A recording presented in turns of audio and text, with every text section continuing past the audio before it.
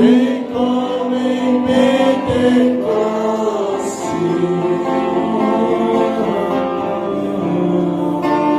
e enche-me de novo, Espírito, Espírito, vamos, vamos, e enche como fogo, vem como em Pentecostes,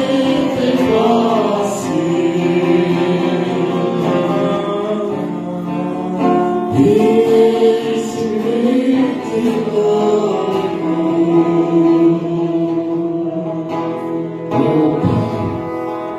Nós te adoramos, nós te adoramos, Senhor. Nós te adoramos, Pai, nós te bendizemos, te exaltamos, te exaltamos, te exaltamos. Ei, nós te adoramos, Senhor. Oh, grande, grande, grande és tu, Senhor.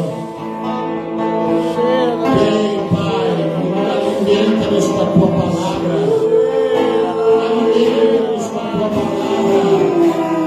Alimenta-nos com a tua palavra, Senhor. Sim, Senhor.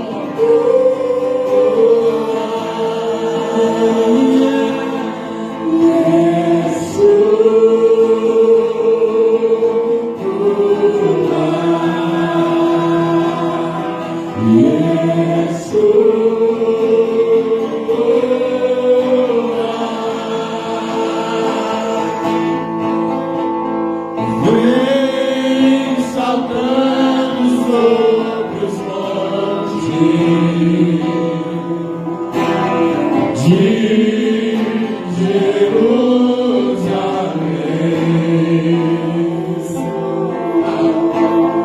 sou tua noiva apaixonada, te esperando para dançar. Aleluia, Jesus. Aleluia. Abraça aí alguém.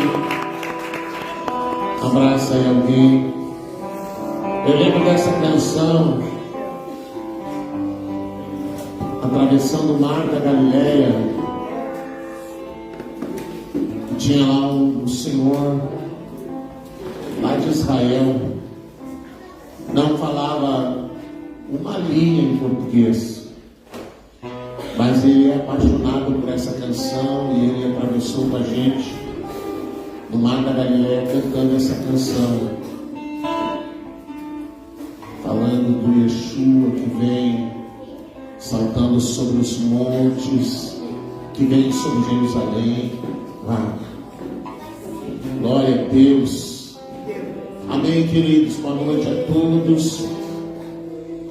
Que bom que podemos nos encontrar nessa noite.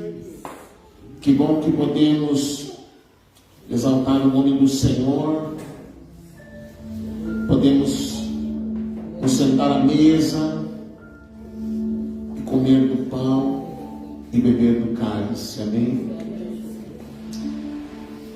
Vamos abrir a palavra em Deuteronômio capítulo 8, verso 1. E hoje nós vamos falar sobre uma das armas, uma das ferramentas que o Senhor Jesus deixou para a igreja. Deuteronômio capítulo 8, verso 1 ao 3. Portanto, tendes cuidado de obedecerdes todos os mandamentos que hoje vos ordeno cumprir, a fim de que vivais bem e vos multipliqueis, entreis e possuais a terra de que Yahvé, sob juramento, prometeu aos vossos antepassados. Trazei sempre viva em tua memória a maneira como Yahvé, teu Deus, te conduziu por todo o caminho no deserto, durante esses 40 anos, para vos tornar humildes e provar-te, a fim de que exteriorizasses todas as intenções do teu coração, se estavas decidido a obedecer aos meus mandamentos ou não. Ele te humilhou, fez com que sentisse fome, te alimentou com um maná que nem tu nem teus pais o conhecias, para te mostrar o que o ser humano, e para te mostrar que o ser humano não vive apenas de pão, mas de toda palavra que procede da boca do Senhor. Amém, queridos? O Senhor Jesus deixou para a igreja, a gente precisa entender, quando Jesus morreu, ele ressuscita, ele passa 40 dias conversando com seus discípulos, daí ele é levado aos céus, os anjos dizem que ele vai voltar, 10 dias depois, cumpre-se a promessa do derramado Espírito sobre toda a carne, e ali também começa o fim dos tempos. Ali começam os últimos dias, porque a profecia de Joel dizia que, declara que nos últimos dias o Senhor derramaria o seu Espírito sobre toda a carne. Então nós já estamos há 2000 anos dentro dos últimos dias. Amém? E nesse dia nasceu a igreja. A igreja nasce nesse dia de colheita. O dia de Pentecostes era uma festa de colheita, e o Senhor nasce a igreja. O Senhor faz com que a igreja nasça num dia de colheita, porque ali começa a grande colheita dos filhos de Deus. Amém? E o Senhor deixou para a igreja nasce, e o Senhor deixou para a igreja, irmãos, um inferno, um diabo, um demônio, todas as ações do inferno, todas elas ele entrega para Jesus já vencido, já derrotado. Quando a igreja nasce, ela não precisa agora pensar como vamos vencer o diabo, como vamos lutar contra o diabo, que armas nós vamos usar, o que nós temos que fazer. Não, o Senhor já entregou tudo para eles, para a igreja, pronto. Ou seja, o diabo já foi vencido, o inferno já foi vencido, os principados, as potestades, as fortalezas, as forças espirituais que agem nos ares, todos eles foram despojados por Jesus, e todos eles foram destituídos do poder sobre a igreja, sobre a ação da igreja. A palavra diz que todos os poderes do inferno estão debaixo dos pés da igreja. Mas mesmo entregando para a igreja um diabo vencido, o inferno derrotado, todos os demônios, todos esses foram vencidos pelo Senhor, e a igreja recebe do Senhor esse trabalho pronto e feito, e entre a salvação e todas as coisas, quando ele declara está pronto, está feito, está consumado, mesmo assim, o Senhor deixa para a igreja ferramentas, armas poderosas, armas espirituais, ferramentas espirituais, que a igreja deve aprender a usar, os seus filhos, o povo de Deus, deve aprender a usar para estabelecer o reino, ampliar o reino, porque a igreja nasce, irmãos, com uma missão que a gente diz, povoar o céu, aumentar a família de Deus, produzir uma grande colheita de filhos e filhas. A igreja nasce com esse propósito. Deus quer uma família, ele agora deixa que Jesus morre, agora através da salvação, ele vai ter uma família de toda nação, tribo e língua, de todo o povo, de toda a espécie humana que há sobre a face da terra. Deus está levantando uma família. E a igreja fica na terra com essa missão, a missão de ir, de pregar o evangelho, e de fazer discípulos, batizando-os, e essa ordem que Jesus dá para que a igreja ela possa se reproduzir, e ele usa o exemplo da ovelha, que nós somos ovelhas, para que a gente possa aumentar essa família de Deus. Ele deixa para nós, a igreja, essas ferramentas. Por quê? Porque embora ele entregou para a igreja um inferno completamente derrotado, a Bíblia diz que o mundo, ele jaz do maligno. O sistema mundial, ele não é de Deus, ele é do diabo, está no governo do diabo, é ele quem domina, embora ele não possa fazer o que ele quer, nunca pôde fazer o que ele quis. Quando a gente vê a história de Jó, que ele se apresenta diante de Deus, ele começa a planejar uma maneira de tirar a vida de Jó, ele chega para o Senhor, e o Senhor diz para ele: você viu lá no servo Jó? Ele disse: eu vi. Então, que homem fiel, que homem temente a Deus e tal. E ele começa então a semear dúvidas. Ele sabe também, né? Como é que ele não vai ser temente ao Senhor? Porque o Senhor dá tudo que ele quer, o Senhor dá para ele tudo que ele precisa. Se o Senhor tirar algumas coisas dele, ele vai deixar de tê-lo. E aí Deus diz: não, Jó, não tem problema não. Aí ele insiste, o Senhor diz: não, pode ir lá então. E ele já perde em grande: eu posso matar ele então? E aí o Senhor diz: não, matar não. Você pode tocar nos bens, nas coisas que ele tem. Então, a gente vê que daí acontece todas aquelas coisas: Jó adoece, os filhos morrem, todas aquelas coisas, e aí os filhos morrem, ele perde os bens, o gado, as propriedades, tudo. Lá volta o diabo de novo, o Senhor diz: tu viu meu servo Jó? Que homem temente. Ele diz: mas também, né, ele tem saúde, o Senhor continua protegendo ele. Mas então pode tocar na vida dele. Posso matar? Não, você pode tocar, mas não pode matar. Aí Jó adoece. Então a gente já aprende lá no Antigo Testamento, irmãos, que lá ele já não podia fazer o que ele queria. Porque se ele pudesse fazer o que ele queria, mas nenhum de nós estava aqui vivo. Se ele pudesse fazer o que ele queria, o que ele deseja, nenhum de nós estaria, nenhum cristão estaria vivo sobre a face da terra, porque ele mataria todos nós. E quando alguma coisa acontece envolvendo a igreja, envolvendo os cristãos, faz parte de um propósito de Deus, de um querer de Deus, de uma vontade de Deus, porque Deus assim o permite, não porque o diabo faz o que ele quer, mas porque ele precisa se sujeitar a Deus, é quem vai dizer a ele: até ali você vai.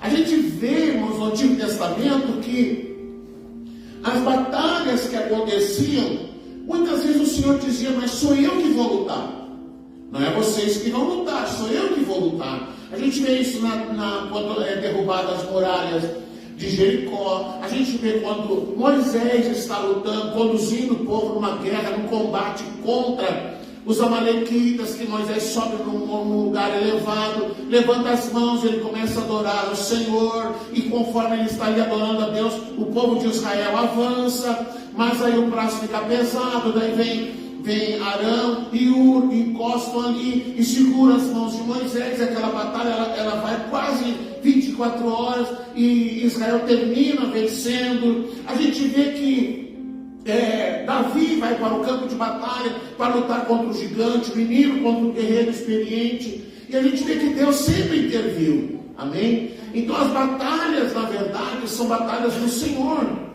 não são nossas. A gente é apenas um instrumento, mas mesmo assim, o Senhor deixou armas e ferramentas para a igreja. Então ele deixou a palavra, ele deixou a oração, ele deixou o louvor. Josafá vence uma batalha com louvor e adoração. Então ele deixou o louvor, ele deixou a adoração, ele deixou oração em línguas, que agora na última quinta-feira no discipulado a gente está falando da importância da oração em línguas, que a palavra diz: quem ora em línguas, ele está se edificando, ele está se fortalecendo, ele está falando com Deus, ele está falando em mistérios com o Senhor. É ele, Deus, que é uma arma muito grande para a igreja: o arrependimento, o conhecimento do Senhor e o jejum, que o Senhor deixou para a igreja. Então, quando a igreja faz uso dessas armas, e a palavra fala em 2 Coríntios 10, 4, que essas armas que o Senhor deixou para nós, as armas da nossa milícia, as armas da nossa guerra, as armas com as quais nós lutamos, elas não são carnais, segundo Coríntios 10, 4 e 5, pois as armas da nossa guerra não são terrenas, mas poderosas em Deus para destruir fortalezas e destruirmos vãs filosofias e arrogância que tentam levar as pessoas para longe do conhecimento de Deus, e dominamos todo o pensamento carnal para torná-lo obediente a Cristo. Então o Senhor Jesus deixa para a igreja armas que são armas espirituais e que são poderosas. Paulo fala da armadura de Deus, Paulo fala que a gente tem que vestir essa armadura. A palavra de Deus, ela vai nos mostrar que nós não lutamos contra a carne e o sangue. Se você está enfrentando uma batalha e essa batalha espiritual envolve uma pessoa, o conselho não é você ir lá e pegar ela pelo pescoço, o conselho não é você ir lá e bater nela, não é ir lá quebrar o braço da pessoa. O conselho é você orar, irmão, vai orar, porque a batalha é espiritual, a guerra é espiritual, e nós usamos essas armas para combater as forças espirituais.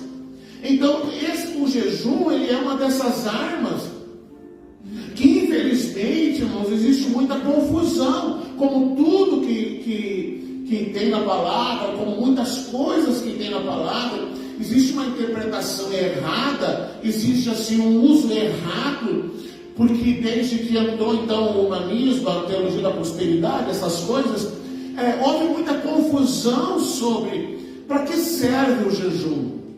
Para que serve o jejum? Para que nós podemos usar o jejum? Então, antes da gente falar sobre para que serve o jejum, e até não sei se eu vou conseguir terminar hoje, se eu não terminar hoje, eu continuo na semana que vem. Uma das coisas para a qual o jejum não serve, irmão, ele não é uma barganha, ele não é uma moeda de troca. Não, eu vou jejuar porque aí o Senhor vai me dar tal coisa. Eu vou jejuar porque aí Deus vai me dar aquilo que eu preciso. O Senhor vai me dar uma cura porque Ele vai ver que eu estou jejuando, e aí Deus tem uma obrigação de me abençoar. Então eu estou barganhando com Deus. E a gente precisa entender, irmãos, que a gente não tem como barganhar com Deus que é dono de tudo. Não existe nada que você tenha que você possa dizer assim: eu vou dar isso aqui para Deus, que daí Deus vai se comover, e aí Ele vai me dar o que eu quero. Irmão, qualquer coisa que você tiver para dar para Deus, irmão, não é nada, porque a Bíblia diz que Ele é dono do ouro, Ele é dono da prata, Ele é dono dos céus e da terra, de tudo que neles há. Então nada que a gente tenha, ou que a gente faça, será capaz de ser usado como uma moeda de troca, e o jejum também não é. O jejum não é uma moeda de troca. O jejum também não é, se você talvez pensasse assim, não é para ser usado numa feitiçaria gospel. Eu já vi pessoas dizendo: fulano anda me incomodando, eu vou pegar agora, eu vou botar num papel e eu vou fazer 3 dias de jejum, vou botar debaixo do meu joelho, e aquela pessoa vai ver o que Deus vai fazer. Deus vai pegar ela, Deus vai quebrar ela. Eu vi um vídeo essa semana que aconteceu com uma igreja que chamaram a polícia, daí veio a polícia e tal. E aí os comentários, como eu digo, são sempre a melhor parte, né? E aí as pessoas disseram: deixa ver. Uma vizinha fez uma denúncia: deixa ver, Deus vai pegar ela, vocês vão ver, E aí eu só vi, né? E o pessoal só dizendo que Deus vai pegar, porque Deus vai quebrar, porque Deus vai fazer, porque não sei o quê, porque Deus vai. Deus não é um ser vingativo, irmãos. E nós não podemos aprender a usar o jejum como uma ferramenta para ser usada numa feitiçaria gospel. Não, eu vou lá agora, daí vou jejuar por essa pessoa, ela vai ver só porque eu vou pegar, e aí eu vou jejuar por ela, e aí Jesus vai quebrar ela, Jesus vai desmontar com ela. Não é assim que acontece. O jejum não é para isso. O jejum também não é para a gente comover a Deus. E se a gente for olhar na palavra, irmãos, eu vou falar de alguns exemplos de jejum A gente vê, por exemplo, que Elias, depois de vencer os profetas de Baal, os 840 profetas, ele foge para o deserto, ele quer morrer, ele entra numa depressão, assim, porque ele é ameaçado por Jezabel. Jezabel diz: amanhã, até esse horário, esse homem tem que estar morto. Ele acabou de vencer quase 900 profetas, sacerdotes de Baal. E aí, quando ele ouviu o que Jezabel falou, ele entrou em pânico e resolveu fugir. E aí ele vai para algum lugar e ele diz: Senhor, eu vou morrer, eu quero que o Senhor me mate, porque isso, porque aquilo, porque eu estou sozinho, porque eu não sei o quê. E aí Deus olha para ele, assim, como quem diz: o que é isso? O que é isso? Tu agora há pouco orou lá e desceu o fogo do céu, agora está aqui. E aí Deus disse: não, tu não está sozinho nada, tem 7.000 aí que não se dobraram e tal. E aí ele dorme e um anjo acorda ele, tem sobre a pedra pão e água, e o anjo diz: come aqui essa comida, bebe aqui essa água, que é importante, você precisa comer essas coisas, pão do céu, água do céu. Ele dorme de novo, ele come de novo, o anjo acorda ele, e aí a palavra diz que ele entra para o deserto 40 dias e 40 noites na força daquele alimento, 40 dias e 40 noites no jejum. Nós temos Moisés, e lá no final Elias vai ter um encontro com o Senhor aparece para ele, o Senhor dá um puxão de orelha, manda ele de volta, e ele vai cumprir o seu ministério. A gente vê que Moisés subiu um monte e ficou 40 dias jejuando. Subiu lá na presença, ficou lá mergulhado, apaixonado pelo Senhor, e ele não teve pausa para o coffee break, não teve pausa para um lanche, eu vou descer ali numa churrascaria, depois eu volto. Ele ficou lá, só buscando ao Senhor 40 dias e 40 noites. Nós temos o jejum de Esther também, que foi quando o Senhor precisava promover um livramento do povo de Israel. Esther entra em jejum e ela convoca o povo e diz: vocês vão jejuar comigo, vocês vão orar comigo, e eu vou chegar lá diante do rei, e o Senhor vai ter que fazer algo para livrar o povo de Israel. Mas eu quero falar de alguns. Se eu não conseguir falar de todos hoje, eu termino, acho que na quarta-feira, na nossa live, falando sobre o jejum. Eu quero falar um pouco sobre o jejum de Nínive. Jonas capítulo 3, verso 5, que conta, eu não vou ler, pode colocar ali, que a gente vai até o 10. Jonas capítulo 3, verso 5 ao 10. Quando Jonas vai para Nínive, depois de ter feito as trabalhadas que ele fez, depois de tentar fugir do Senhor, ele volta para Nínive e ele começa a pregar o juízo de Deus, a única mensagem que Deus deu para ele. E ele pregou essa mensagem por 3 dias. E a palavra então diz ali que então os ninivitas creram em Deus e combinaram um jejum geral, ou seja, nada de água, nada de comida, jejum geral. Nada de água, nada de comida, nem um tipo de alimento, nem um tipo de líquido, 3 dias, 3 noites. Um jejum de arrependimento. Então eles combinaram um jejum geral, e todo o povo, dos mais importantes e ricos aos mais simples e pobres, se vestiam de roupa feita de pano grosseiro, a fim de demonstrar publicamente que reconheciam seus pecados e estavam arrependidos. Quando o rei de Nínive tomou conhecimento da pregação e de tudo que ocorria na cidade, ele também se levantou do trono, tirou o manto real, vestiu-se também de pano de saco e sentou-se sobre cinzas. E então proclamou em Nínive: eis, por decreto do rei e de seus nobres, fica proibido a todo homem ou animal, bois ou ovelhas, provar de qualquer alimento, portanto não havereis de comer nem beber nada. E cobri-vos de vestes de arrependimento e lamento, tanto as pessoas como os animais, e todos os cidadãos orem a Deus com todas as suas forças. Cada pessoa abandone o seu mau caminho e toda atitude violenta. Talvez Deus volte a sua face para nós, se arrependa e acalme o furor da sua ira, de modo que não sejamos destruídos. E Deus observou tudo quanto fizeram, como se converteram do seu mau caminho e abandonaram a violência, e atendeu às orações do povo e voltou atrás e não destruiu a cidade como havia ameaçado. Então nós temos aqui um dos motivos de jejum: arrependimento. O jejum, irmãos, ele vamos dizer assim, ele amplia aquilo para o qual nós estamos querendo apresentar ao Senhor. Eles queriam apresentar um arrependimento a Deus. Eles fizeram o fato de vestir-se de saco, sentar sobre cinza, fala de humilhação, de se humilhar, de se render, de se despojar. Então eles oraram. Os ninivitas eram conhecidos por ser um povo muito violento. Eles eram muito violentos, muito sanguinários. Eles eram especialistas em tortura, em promover dor e sofrimento aos seus inimigos.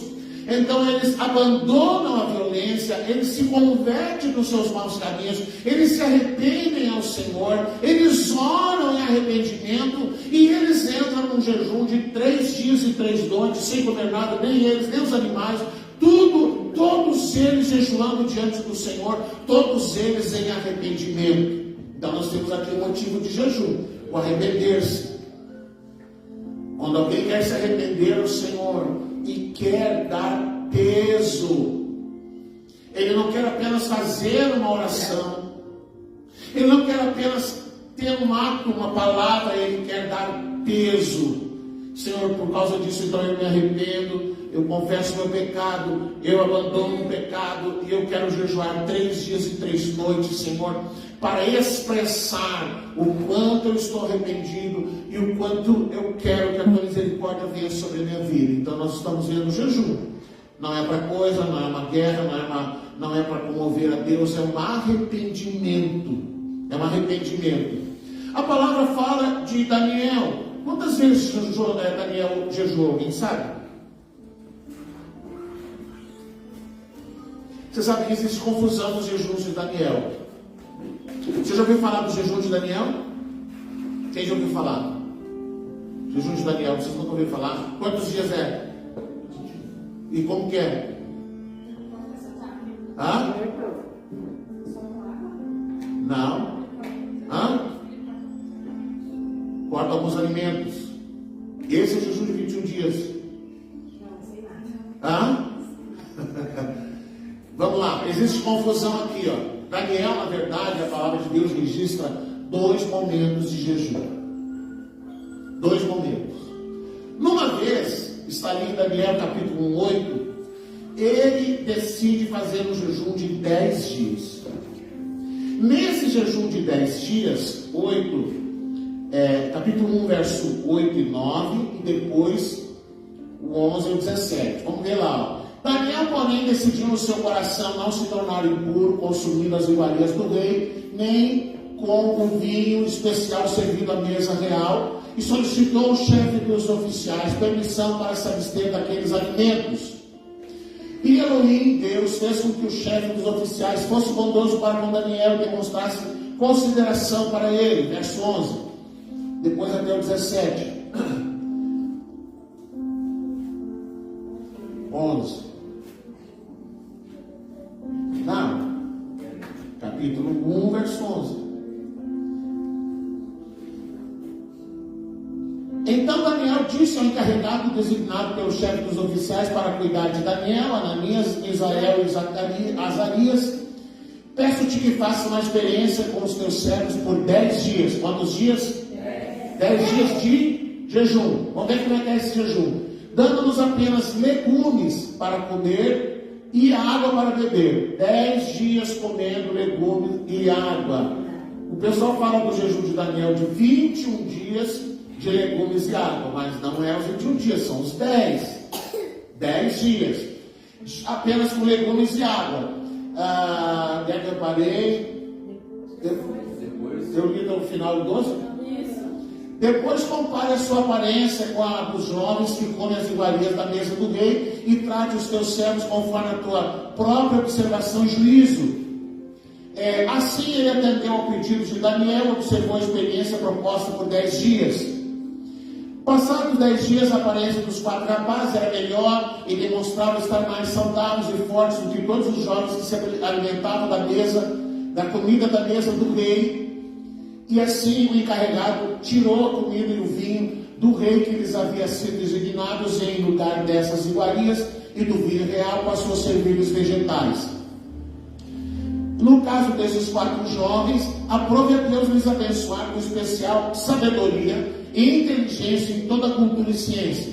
Para os 4, aprove a Deus lhes abençoar com especial sabedoria e inteligência de toda a cultura e ciência. E Daniel, além disso, ainda recebera algo mais. Sabia interpretar sonhos e visões de todos os tipos. Por que Daniel fez esse jejum? Daniel fez esse jejum porque na mesa do rei, eles foram separados, os mais sábios, os mais melhor preparados, foram levados para o palácio, e lá no palácio eles podiam se alimentar do que vinha da mesa do rei. E da mesa do rei, entre outras coisas, vinha carne e vinho. Essa carne e esse vinho eram oferendas aos ídolos, era oferecido aos ídolos. Então Daniel e esses 3 amigos, o Sadraque, Mesaque e Abednego, decidiram não se contaminar com aquele alimento, decidiram não beber do vinho e não comer da carne. Por isso então eles decidiram por santificar-se e por manter uma identidade diante do Senhor, eles decidiram não se contaminar e adotar uma dieta restrita de legumes e água. 10 dias, e você vê que depois passou a ser a dieta normal deles. Nada de carne, nada de vinho, a não ser legumes e água. Então, se você quiser adotar, irmãos, fica à vontade. Mas por que ele fez esse jejum? Para manter uma identidade de santidade. Para manter-se fiel ao Senhor. Para manter-se em fidelidade com Deus, eles abraçaram aquele jejum, e ao final desses 10 dias, o Senhor os recompensou, lhes dando esses dons: a sabedoria, a inteligência, a capacidade sobre toda a ciência e cultura.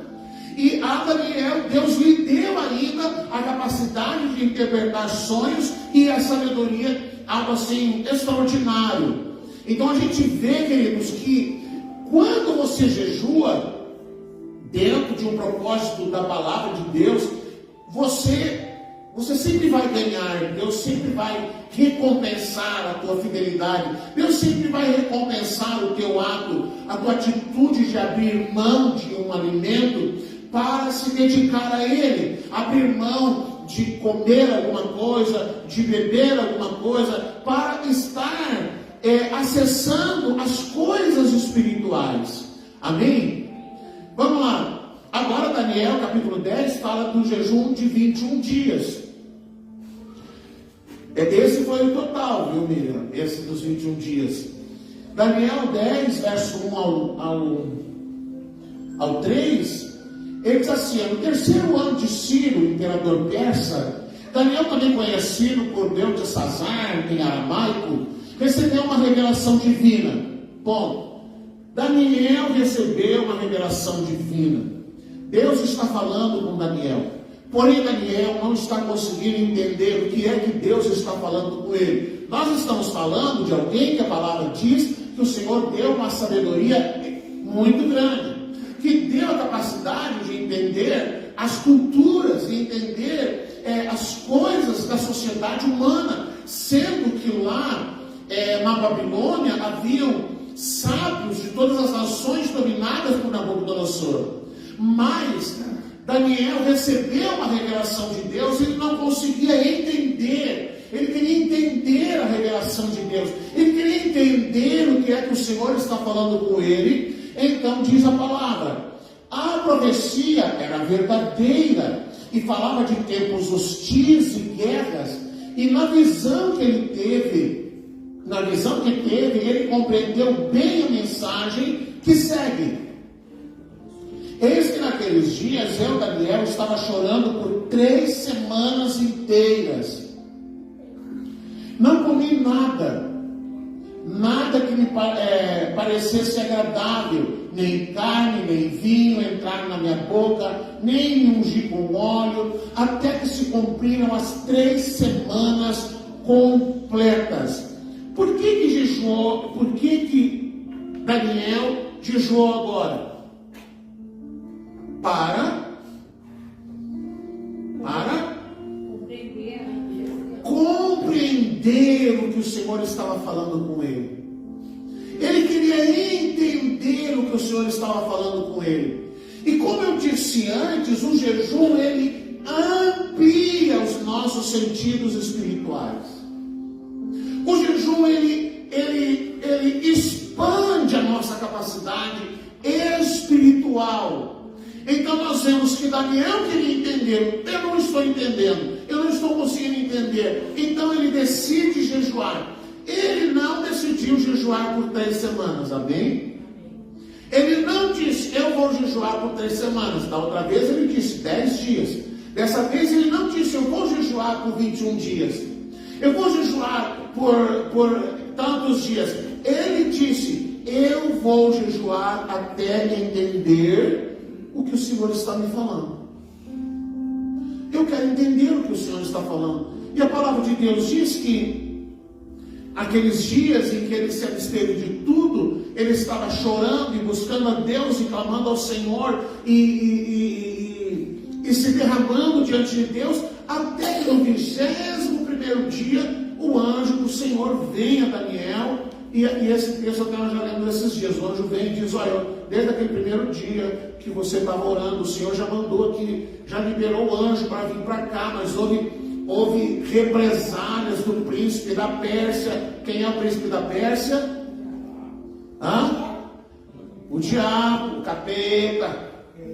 Tá? Cada nação tem um príncipe, tem um principado, e cada um atua sobre a sua região, assim como um estado, assim como um município, e a guerra se faz nas regiões celestiais. Então a palavra diz que quando você orou, quando você começou a jejuar, Deus já liberou, mas o príncipe da Pérsia estava lá nas regiões celestiais, impedindo que o anjo passasse. Eu pedi, veio para me ajudar o anjo Miguel, se eu não me engano. Miguel veio me ajudar e ele lutou contra o príncipe da Pérsia. E enquanto ele está lá lutando contra o príncipe da Pérsia, veio agora o príncipe do Egito, e eu vim aqui te trazer essa palavra.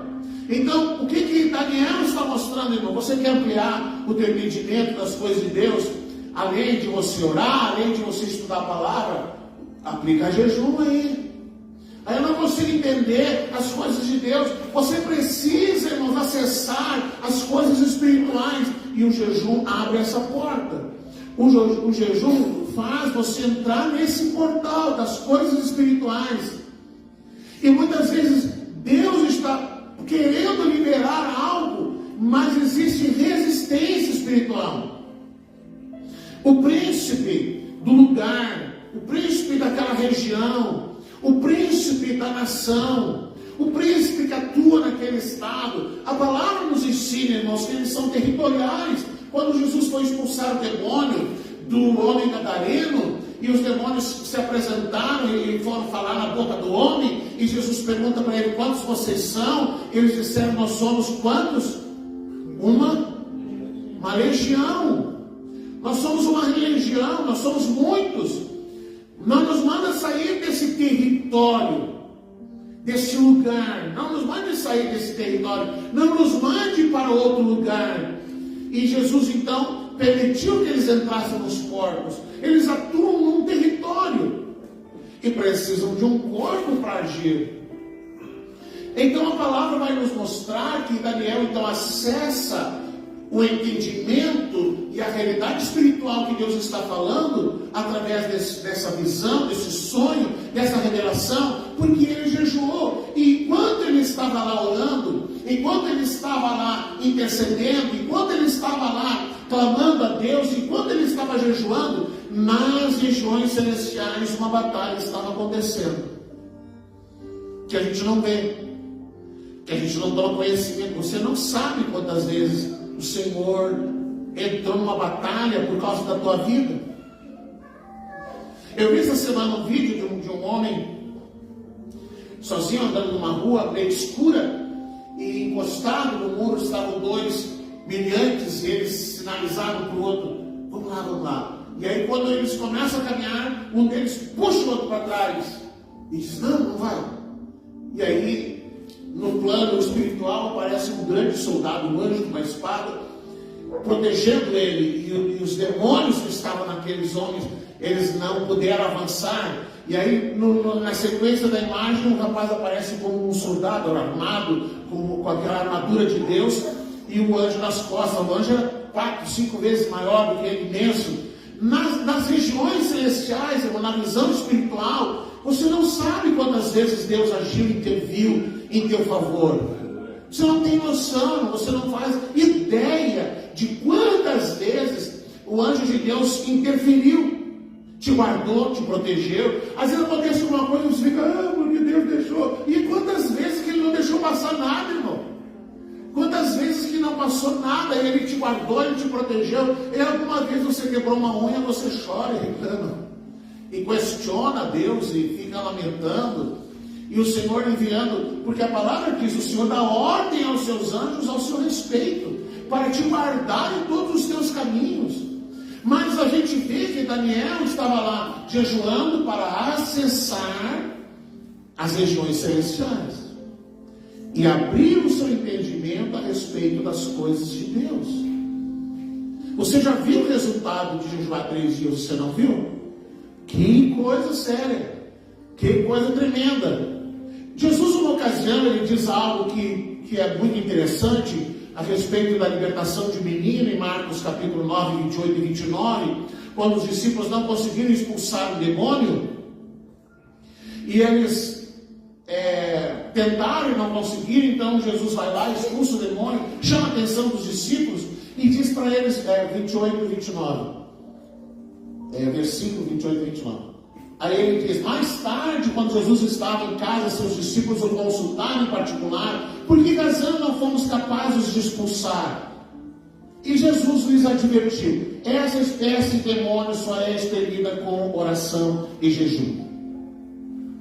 Essa espécie de demônio só é vencida com oração e jejum. Então a gente sabe, você sabe que existe o príncipe, que existem as potestades, existem as forças, existem as regiões celestiais, as fortalezas espirituais. Existe um mundo totalmente paralelo a esse que você não faz nem ideia de como é que acontece. Se talvez um dia você pudesse ver o tamanho de um demônio, o tamanho de um anjo, é capaz de infartar, passar mal e morrer. Enxergar um demônio como é, enxergar um anjo como é, você entra em parafuso. Mas quando eles não conseguiram expulsar esse demônio, e Jesus foi lá e apenas com uma palavra ele fez isso, eles queriam saber então qual era o segredo. Por que eles não conseguiram expulsar? Você sabe que Jesus ensinou os discípulos a orar, amém? Mas Jesus nunca pediu para eles jejuar, amém? Jesus pediu para eles jejuar? Ele ensinou sobre jejum, ele ensinou sobre como jejuar, ele ensinou como que a gente devia proceder no jejum, ele ensinou sobre a importância de orar. Mas aqui ele está dizendo: olha, essa casta de demônios, essa espécie de demônios, ela só é vencida com oração e jejum. Jesus está dizendo assim, ó: se vocês não se consagrarem, e se vocês não ampliarem a autoridade espiritual que está sobre vocês, vocês não vão conseguir vencer algumas batalhas espirituais. Amém? Então, o que a gente costuma dizer? Tem os demônios, mas são umas coisas pequenininhas assim, são tipo uns pinches, sabe? Você vai ali, bate o pé, fala um pouco mais alto, ele vai embora. Mas tem outros que não. Outros são tipo pitbull, tipo dragão, são uma esfera medonha. Quanto mais mexe, mais. Entende? São grandes, são poderosos. E para enfrentá-los, você precisa ter uma autoridade maior. É interessante a gente entendermos que Jesus nos deu autoridade. Jesus diz: eu vos dou autoridade. Mas essa autoridade que Jesus nos dá, irmão, ela precisa muitas vezes, a gente falou semana passada sobre ser refinado, sobre ser trabalhado pelo Senhor. Deus te dá autoridade, mas muitas vezes essa autoridade que Ele te deu, ela está muito corrompida com coisas da carne. Ela está contaminada com outros interesses, outros valores, outras intenções.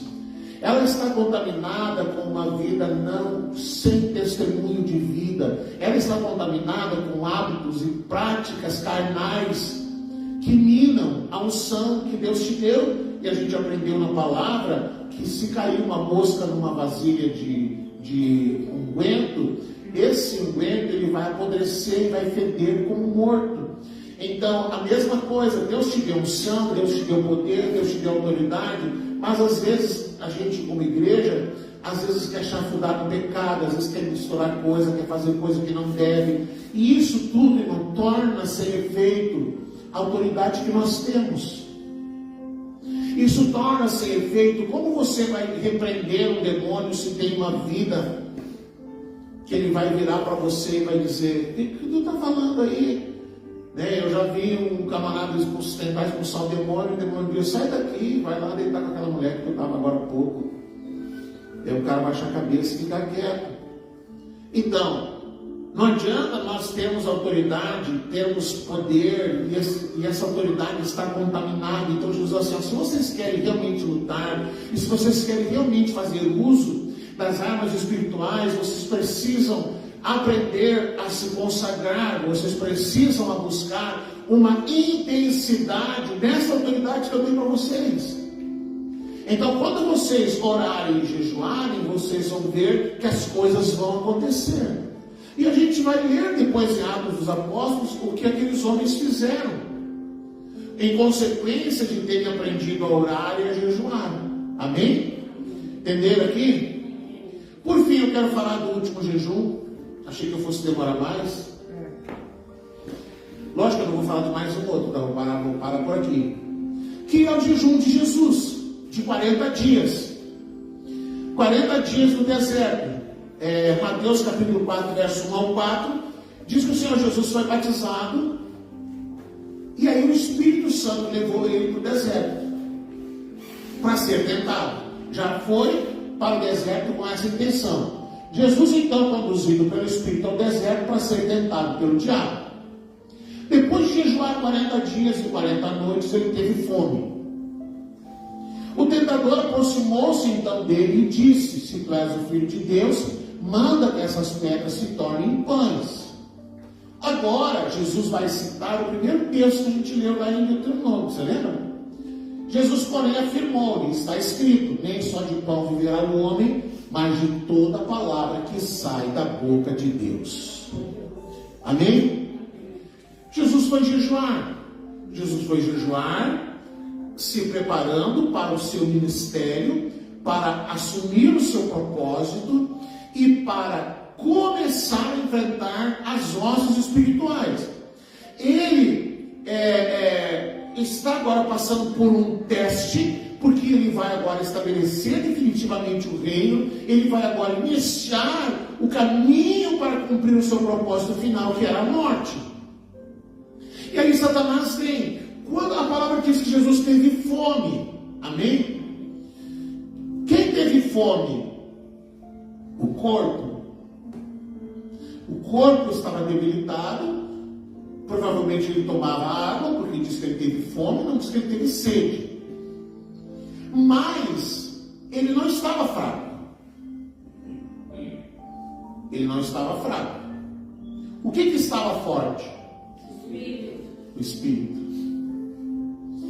O jejum, ele tem esse segredo, ele tem esse mistério. Você se abstém de se alimentar, e aí, se você não é muito acostumado, vai dar uma coisa, vai dar uma tontura. Você toma 10 litros de chimarrão, daí vai faltar aquela cafeína. Se você toma muito café, vai faltar aquela cafeína. Se você toma muita Coca-Cola, vai faltar aquela cafeína. Vai dar um mal-estar, vai dar não sei o quê. Aí alguém vai dizer: o diabo está se levantando, eu estou tonto, Não, você está faltando é o café, está faltando é o chimarrão, está faltando é a Coca-Cola. que o seu corpo está acostumado a receber uma carga de carboidrato, de açúcar, de não sei o quê, e aí de repente você abre mão daquilo ali, o corpo físico fica debilitado, porém o espírito fica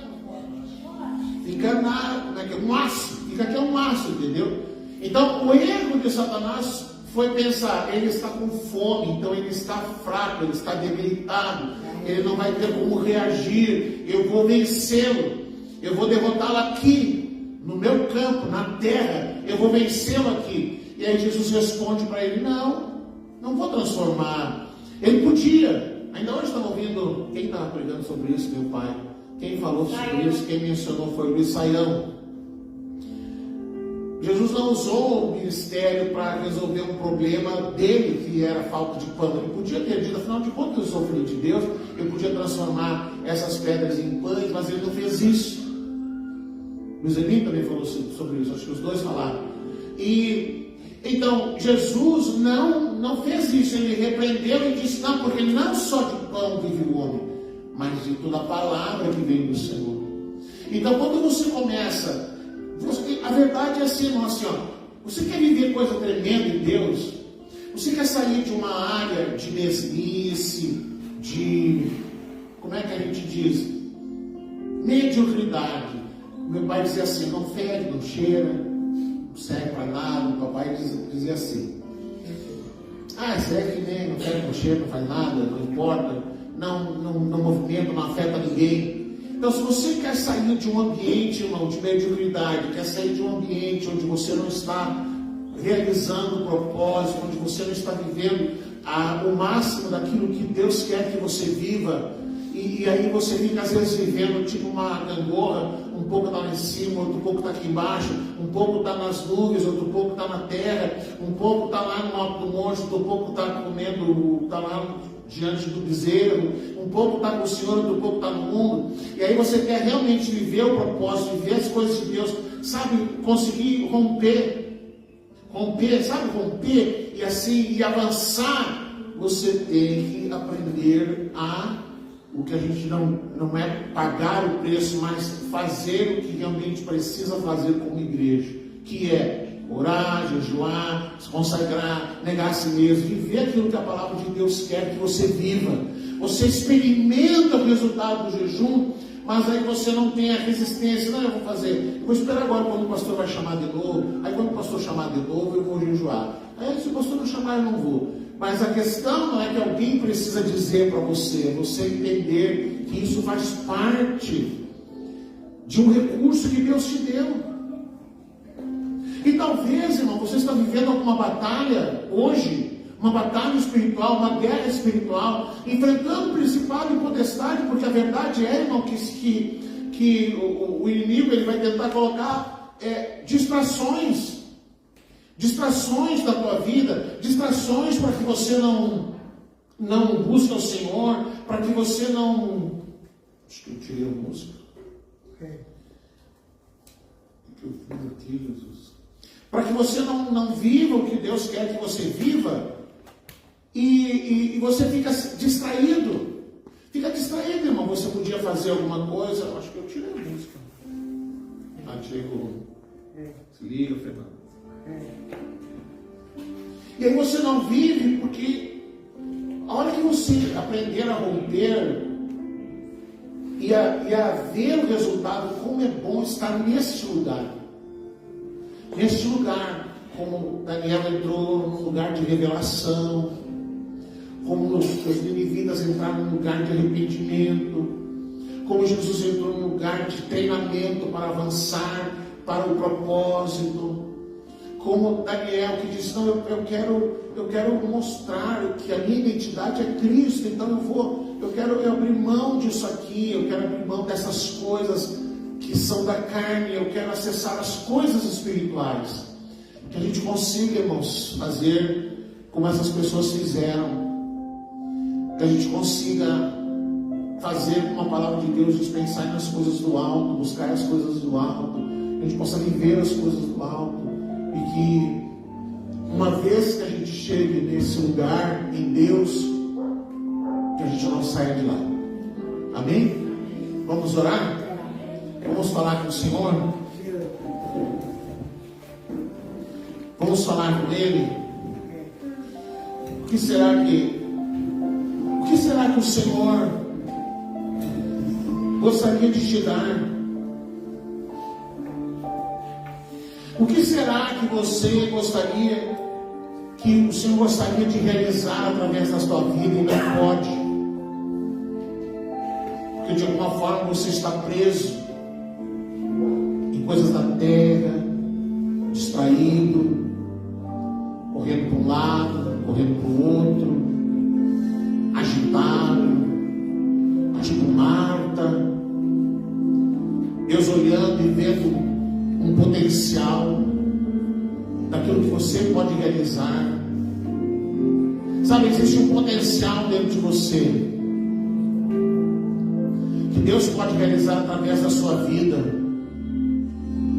que Deus pode realizar através da tua boca, do teu falar, do teu estilo de vida. Está aí dentro de você. Sabe, a gente olha para uma semente e a gente acha que aquilo ali não vale nada, mas toda semente ainda tem dentro de si o potencial de uma floresta. Uma semente pode produzir uma floresta. Deus colocou dentro de você a semente do Filho de Deus. E dentro de você, irmão, tem uma capacidade de multiplicação, de expansão do reino. Mas muitas vezes, irmãos, essa semente ela não frutifica, ela não germina.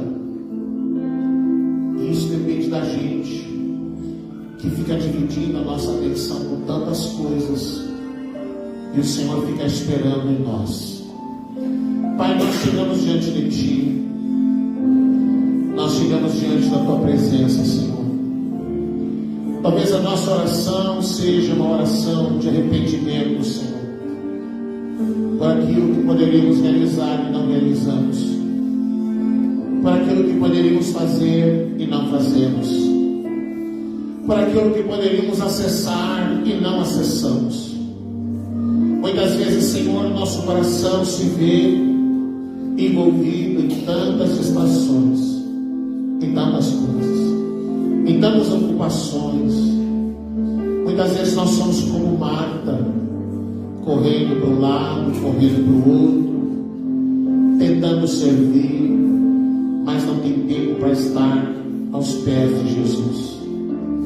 Senhor, como nós precisamos aprender com Daniel, acessar as regiões celestiais, como nós precisamos aprender com Jesus a sermos preparados para o propósito através do jejum, como nós precisamos aprender com Daniel, Senhor, a termos um comprometimento com a santidade, como nós precisamos aprender, Jesus, a ampliar a autoridade que o Senhor nos deu, as coisas que o Senhor nos deu, ampliar o entendimento que o Senhor quer nos dar, Senhor, e que muitas vezes ele fica barrado nas grandes ocupações do dia a dia.